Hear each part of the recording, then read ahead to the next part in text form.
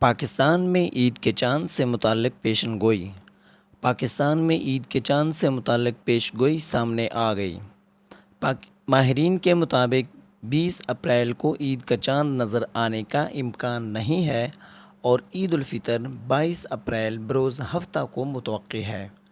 ماہرین کا کہنا ہے کہ 20 اپریل کو سورج گرہن ہوگا اور مختلف ممالک میں نیا چاند نظر نہیں آئے گا۔ 20 اپریل کو سورج گرہن صبح 6:30 بجے شروع ہو کر دوپہر 12 بجے ختم ہوگا۔ سورج گرہن چاند کی 29 تاریخ کو ہوتا ہے اور اس کے اگلے روز نیا چاند نظر آتا ہے۔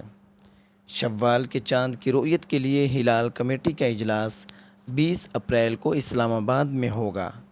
زونل رؤیت ہلال کمیٹیوں کے اجلاس بھی اپنے اپنے مقامات پر ہوں گے۔